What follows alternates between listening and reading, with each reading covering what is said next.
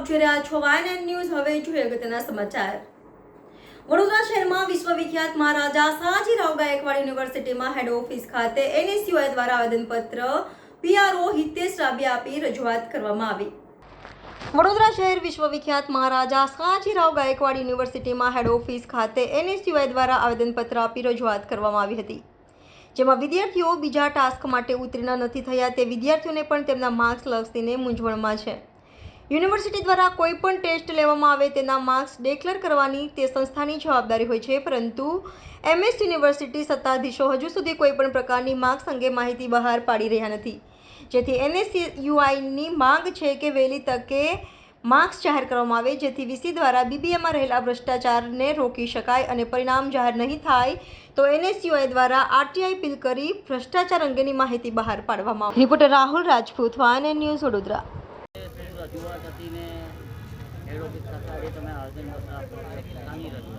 NSUI દ્વારા સતત માંગ કરવામાં આવી રહી છે કે BBAના જે એન્ટ્રન્સ એક્ઝામના પરિણામ હતા તે જાહેર કરવામાં આવે, કારણ કે જે વિદ્યાર્થીઓ આગળના ટાસ્ક માટે સિલેક્ટ નહોતા થયા તે પણ કહી રહ્યા છે યુનિવર્સિટીને કે અમારા માર્ક્સ જાહેર કરો, જેથી અમે જાણી શકીએ કે અમારા માર્ક્સ કેટલા હતા અને અમે તૈયારીમાં કઈ જગ્યાએ ચૂકી ગયા છે।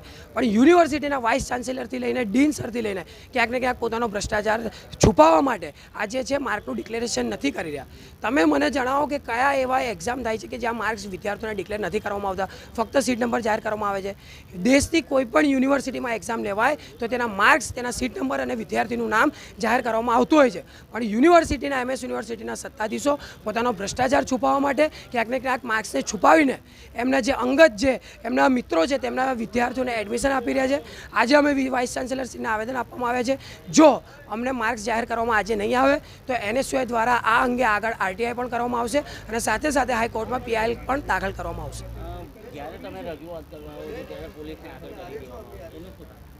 VC સાહેબ ક્યાંક ને ક્યાંક વિદ્યાર્થી નેતાઓથી ડરે છે, જે ભ્રષ્ટાચાર મોટા કરી રહ્યા છે, જે વિદ્યાર્થીઓને તેમનું મોઢું નથી બતાવતા।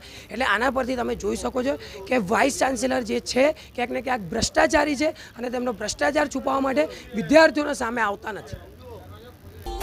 Subscribe now and press the bell icon. Never miss an update.